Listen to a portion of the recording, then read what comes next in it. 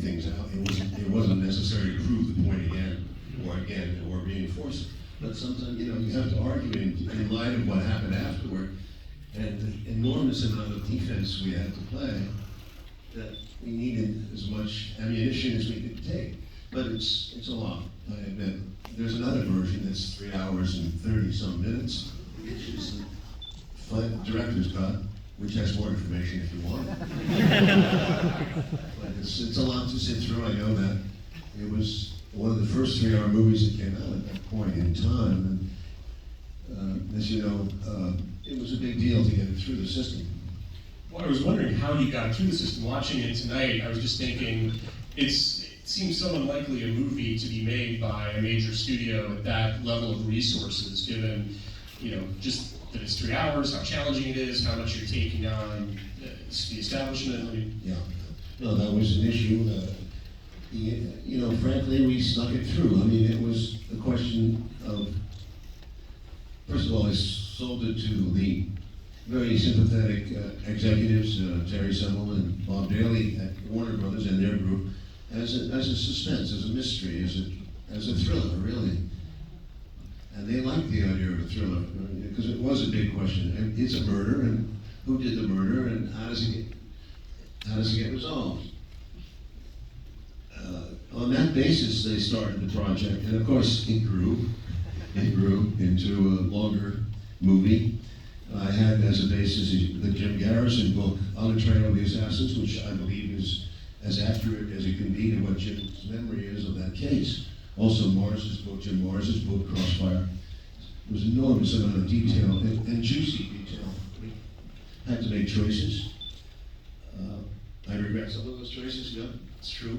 But the sanctity of this case is clearer every time. It's just clear to me that I feel we were definitely, we were Sherlock Holmes, one of the first Sherlock Holmes. I wish it would end like Sherlock Holmes, but of course it doesn't. You can't fight this government except by repeating and sticking to what you know and feel. And as you know, those of you who are here today, I think, are sympathetic to the case and how the government has resisted to this day, including as recently as last month, when the government sealed off again without authority, really, illegally, in my opinion. They closed down the JFK Records Act, basically. They said, which the JFK Records Act was in 2000, it came into being in 1992. Congress, they said everything has to be open unless there is you have to state the reason why. A specific reason why to hold it back at this point in time. Everybody was dead. That's in 2017. And Trump reversed himself and still held back. We know that he was under pressure from Mr. Pompeo, he said, who was at the head of CIA at that point. And then after that, Joe Biden, last month, without any discussion, on a Friday night at midnight or something like that, of the July 4th weekend, and announced that from here on out, any new information that would be released would have to go through a process of enormous amount of. You have to go and prove. I don't know what you have to prove, frankly. It's just that they don't have to prove anything. They call it a matter of. At that point, they called it a matter of COVID and national security, the combination of COVID. But it becomes ridiculous, as you know. And here we are in 20,000. It'll be 2023. 23. I mean, it's a joke. It's a real joke. Well, it's so crazy. For people who don't realize, this movie is one of the few films that actually had a very concrete, real-world impact, in the sense that a year after this came out, because of the discussions that came out around this movie, Congress did pass that act that said the records would be released. And I don't understand, why do you think this has happened in the last week? Why do you think Trump and Biden, what these pressures are on them, what's your theory as to why this stuff can't come out? Well, obviously, the wolf, the fox got into the chicken coop here. So, the fox is not going to let the stuff out. It's as Bobby Kennedy Jr. Said quite openly, he said, these files probably most likely pertain to the CIA people who worked the Cuban operation. And that would include Atlee Phillips, it would include Joanides, George Joanides, it would include Bill Harvey, it would include, Jesus Christ, that guy from Morales, the guy in Arizona who was a sniper. No, it was a sniper during the Vietnam, went on to kill a lot of people in Vietnam. Claimed he killed, Morales was his name, the Indian, famous Indian. Those kind of people, that's where you want to, and I'd love to get files on Richard Helms, and of course Alan Dulles, but Dulles is probably off, I don't know what they're doing. Dulles is somewhere, it's all buried, it's all there. There are files of some kind. Of course, they're not going to say point blank this, but one thing leads to the other. These people in the community that are investigating the assassination are sharp, as very sharp, and they pick up every little shit, and that's what they're scared of, those people, because they know what one thing leads to another, like a link. Well, going back to when you made this movie, I want to talk a little bit about the casting, because this is one of the all-time great casts. You've got movie stars and great stage actors and old pros like Walter Matthau and Jack Lemmon, and comic actors like John Candy and Brian Doyle Murray. What was your thinking going into this in terms of the casting, and what kinds of actors you were looking for and what you wanted from them? I mean, it's just such a rich ensemble you've got. The idea was, I knew that it was complex material, and I knew the audience. It's very hard the first time through it to remember who everybody is. So obviously if you put a face like Jack Lemmon or John Candy or Walter Matthau, people recognize the face and they know right away more or less the mood, the feeling, what that person already said in the movie. That's what. And it's a good way to do it. That's what we use actors for. They can become very, like book covers, you know? If they're all unknown people, it's going to be harder, deeper thicket. Oppenheimer did a good job with a lot of famous faces. Because there's so many scientists, it's confusing. Yeah, you know, Costner is fantastic in this movie. I was surprised when I read your memoir that you had offered him Barnes in Platoon, and he, Kevin Costner? Yeah, I don't remember the details. Did I say that? Yeah. And he's fantastic in this movie as a kind of Capra-esque hero. How did you decide to put him over there? That was one of the reasons he couldn't. He had a brother that was in Vietnam or something like that. But I'm very happy with Tom Berenger with the job he did. Absolutely. But what was your working relationship like with Costner? I mean, he at this time was one of the biggest stars in the world. He made the film happen because obviously we went over. The script was bigger appetite than my stomach. In other words, it was more expensive than we ever thought. It came in at approximately $40 million, I think, and that in 1991 terms, 90 and 91 terms. So they wanted to get a partner right away because they didn't want to take the full risk.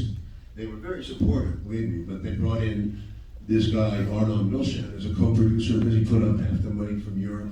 That lessened the burden, and they wanted one star. That's all they asked. So we went to Kevin, and Kevin was a huge star, as you say. At that point, he was very, everything he did was turned into magic. So that made a big difference. We stayed on him. And his wife, Cindy, at that time, was very helpful, as was Mike Otis, who was the head of CIA and was very relatively close to Kevin, and I think they convinced him. I think it's a scary role for him. Harrison Ford turned us down. People like that. Harrison Ford was terrified of it. You have to understand there's a risk here. Once you go play that role, you could be off limits. So there was fear. Who else turned it down? Probably Mel Gibson. My memories, I gotta sharpen that up. I'm writing another sequel to the memoir, and I'll get into all the details of the diaries. So yeah, but definitely it was scary.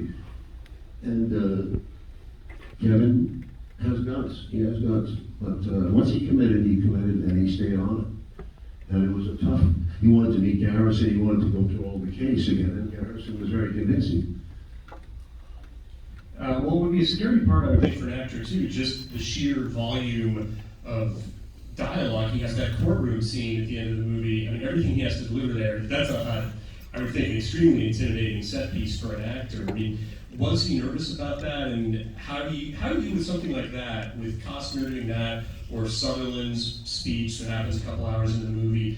How do you create an environment for an actor where they can feel secure and safe and feel like they can pull something like that off? Well, it's a big speech, and I have to tell you that Kevin wasn't worried about it, and he concentrated on the whole shoot. I mean, he was getting ready to do it. We did it very late, and so he'd done everything else pretty much. So it came at a time when he was ready, and he went through it pretty. It wasn't. It didn't take days to shoot it. Just we did it. I have to say though, he did it straight. He didn't. I don't think he broke it up. Donald Sutherland is amazing because it was a long one too. That was 13 minutes or 14 minutes, and Donald Sutherland is a very smart man and talks very fast. Thank God. That scene could have gone on for twice that length. He talks fast. I had been done enough to go to Marlon Brando. We all love him, and of course, if he'd said yes, God damn it. Nice. Anyway, Marlon, that's another story. But Sutherland, we're very lucky. Well, I'm fascinated by this idea that you went to Marlon Brando. What kinds of conversations did you have with Brando? I'll tell you in the next book. Nice. Well, with something like that Sutherland speech, how long does it take you to figure out, in a scene like that, the exact amount of information you're going to get across? Is that something that was like continually evolving through the editing? Did you have to play around with that a lot, or did it stay pretty much to how you'd written it? Well, Pietro Scalia is here, and he's one of the editors.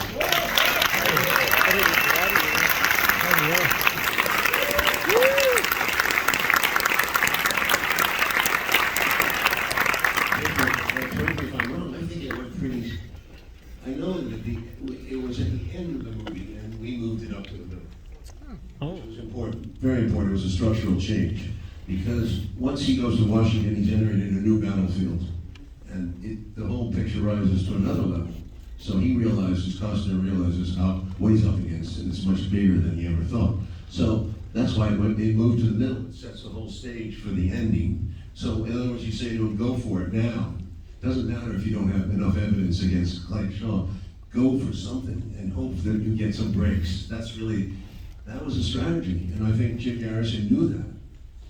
He did not have a strong case against Shaw, but he had just enough to start the thing, and he took his chances. But without that, unless he'd done that, we wouldn't even have had a public prosecution, which I think is very important, because at the trial, not only did the Zapruder film get revealed, but also the testimony of Pierre Fink, among others, who was at the autopsy, one of the bad guys. And Fink clearly shocked the government and upset them. That he said the things that he did about not controlling the autopsy. That autopsy was a farce. It's a key to understand the case. If you refer to the documentary we made 2 years ago, JFK Revisited, which we go into the facts of the case. JFK Revisited, it's called. And the autopsy is a key element, and we have all these autopsy doctors who talk about it, and all the violations of code that were made on that case. It's unbelievable that the President of the United States gets the cheapest autopsy of all, and he just gets trundled through by a bunch of amateurs in the Navy, when the best autopsy people in the world are right next door in Washington and New York. But they ignored that. Yeah, I really recommend that documentary, JFK Revisited, to people who like this movie, because it basically updates this with the 20 years of research that have been, or 30 years of research that have been going on. Yeah, the Records Act did reveal a lot of detail, and the Records Board, Assassination Records Board, which existed for 4 years, got that out. those records, and we've seen them all. Of course, the media has made mincemeat of them because, they say, how come people don't reveal? They do reveal. We've had dozens of revelations, and people don't put it all together into one puzzle to understand. They only hear the information in select bites. Well, it was fascinating. You were preparing for this. I went back and I was reading a lot of the commentary that came out at the time, and you had people like Roger Ebert who loved the movie, had a lot of pundits who, had, in my opinion, somewhat not very substantive arguments against the movie. And you've really been proven right. When I read these articles, a lot of the things that people criticize the movie for are things that have proven to be true, that they said you were wrong about. And I'm curious for you, just from a sort of stamina point of view, how do you keep going in the face of the assaults? Because this movie, I mean, people who weren't there can't, I remember when this movie came out, I mean, you were just slammed day after day after day in Time Magazine, Nightline, the mainstream press just was shredding you constantly. And how do you keep going after all that? Well, you have no choice. You can't go back. It's like, once you open the case, like Garrison did, as Sutherland says, you can't go back now. You're dead meat. Once I crossed the Rubicon there, you can't go back. And it's been a battle for me because it hurts the business. People consider you a troublemaker, a conspiracy theorist, that CIA terminology.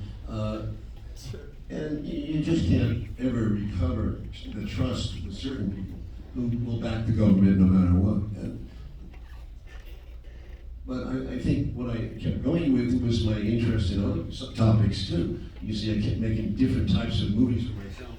They were challenging for me, very challenging. You've seen a few of them. You were involved in one of the biggest disputes of all, was the Alexander business. And then there was the Natural Born Killers business, and then there was all these other businesses that came up. So it's been a busy life. And I'm not scared of the government. They can kill me at this point. They are so fucking obtuse. They don't change the story. They don't even bother to defend this thing.